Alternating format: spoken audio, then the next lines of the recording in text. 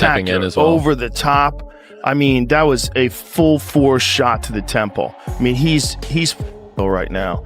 So they wipe off his gloves, but you look at him like he's really feeling it right now. I mean, he probably has no idea where he is. When I'm going to take your soul, and you're either going to give up or you're going to get knocked out.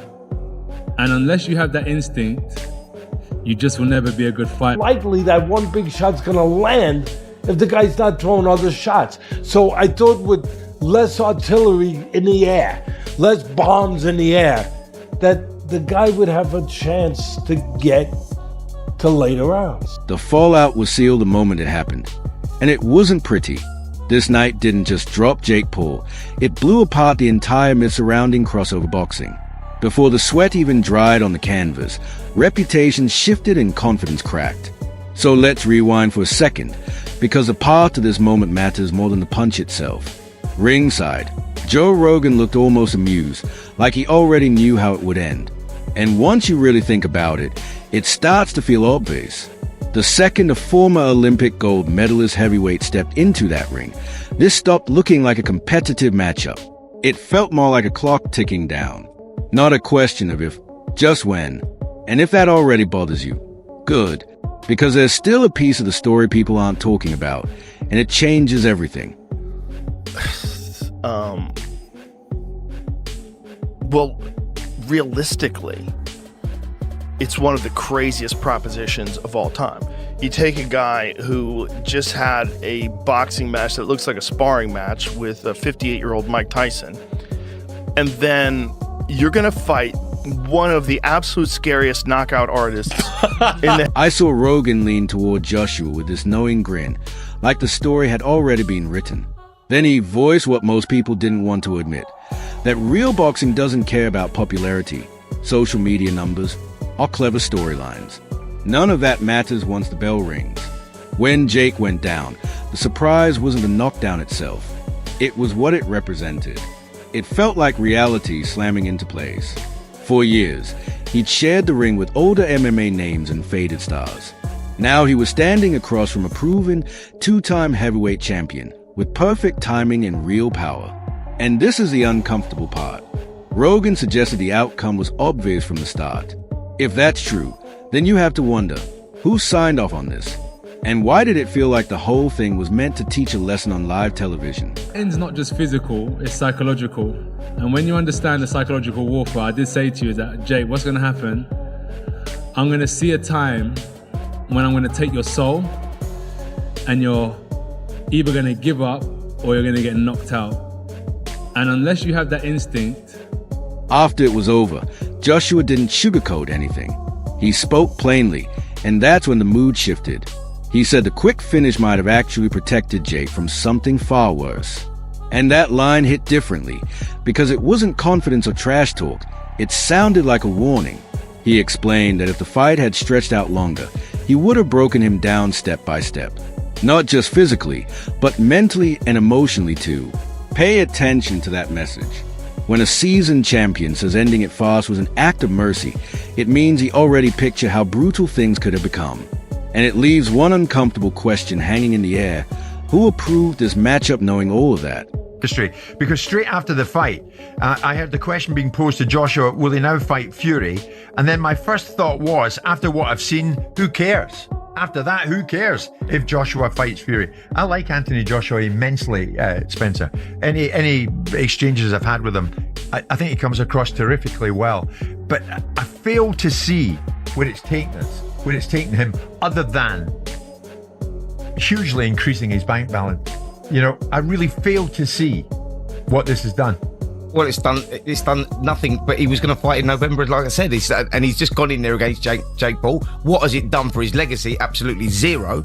But it was, he's earned a lot of money doing that. And he's going to go again, and he's going to fight possibly February, March, and then there's that Tyson Fury fight that's looming that could happen in September, whether Tyson Fury decides to come out of retirement or not come out of retirement. For Anthony Joshua, he's earned a hell of a lot of money. This is prize fighting, and that's what it's all about. And that's what he's done. And The reaction was instant and brutal. The world split down the middle. One side shouted cash grab. The other quietly wondered if Jake was finally ready. And that's what drove me crazy, because both camps miss the truth. Joshua isn't a measuring stick. He's a brick wall. Olympic gold, world championships, years spent at the highest level of controlled violence, while Jake is still earning legitimacy one layer at a time. So when that right hand detonated and shut everything down, it didn't just end the fight. Simon Jordan called it a dark moment, and you could feel why. When voices inside the sport say boxing starts to look ridiculous, that's not anger talking, that's concern. And here's the part no one wants to say out loud yet. Once you cross this line, there's no stepping back. Earning more than Joshua. That apart, Spencer, 6 rounds to get Paul out of there. Reputationally, how does it leave AJ? Well, thankfully it didn't go to points, because I think that would have been a disaster for Anthony Joshua. I think that he needed to get the job done inside the distance, and he done it. Look, he could have done it at any given point. I think that he could have cut the ring off whenever he wanted to and got Jake Paul out of there. He took his time on that. He allowed Jake Paul to run around like a rabbit and throw the occasional shot from time to time. And I think he only landed one clean punch, didn't he, Anthony Joshua? And that was the one that broke his jaw in 2 places. But I mean, you said, did you not, to us in this very studio the other day, he's got to get him out of there in round 1. I did. Otherwise, what are we seeing? Exactly that, and I think what we saw there was a little bit of entertainment, and that was pretty much it. But not entertainment that many people enjoyed. If I'm honest, I think that people wanted to. Simon Jordan didn't back off. In fact, his voice got lower, colder, more serious. He said boxing is changing. Real competition is getting mixed with social media hype, and it's slowly choking out the fighters who actually bled to earn their shot. And if you think that's just some bitter old school rant, then you're not really listening, because he made something very clear. Joshua has nothing left to prove. He's already climbed every mountain.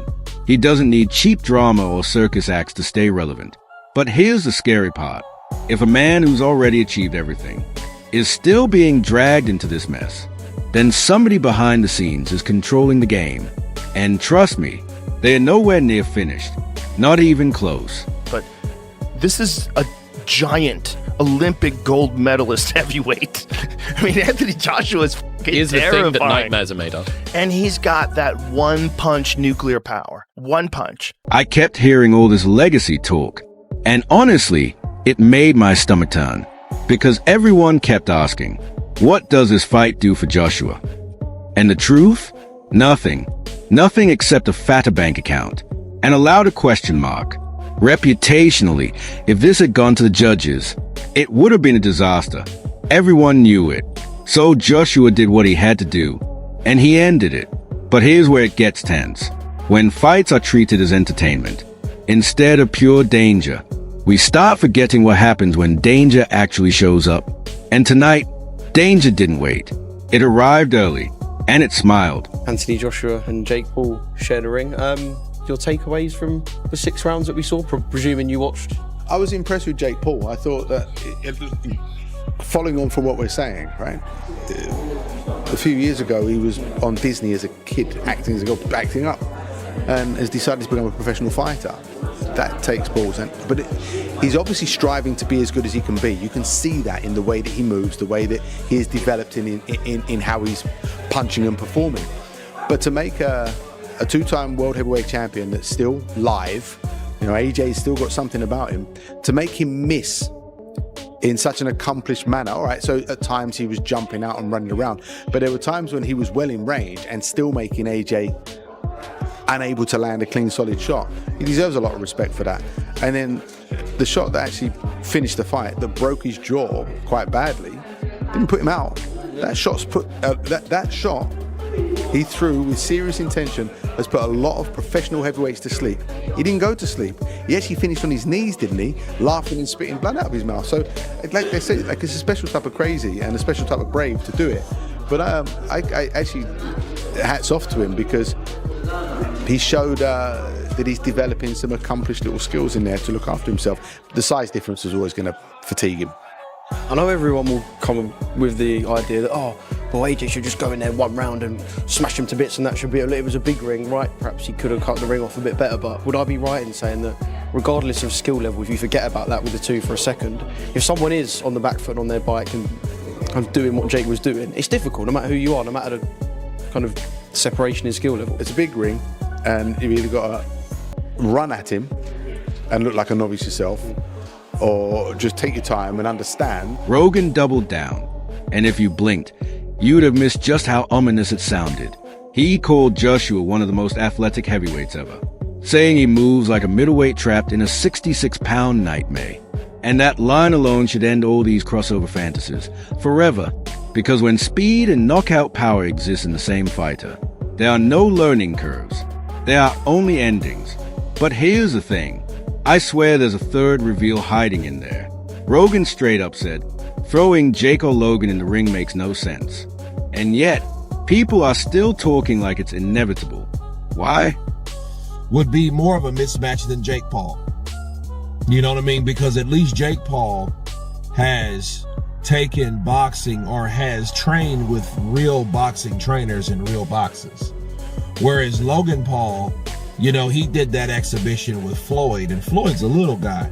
Not saying a little guy can't thump, because Floyd really gave him some two pieces with no sides, right? But at the same time, you take his friend, Floyd's friend, Anthony Joshua, and get hit by him and see what happens.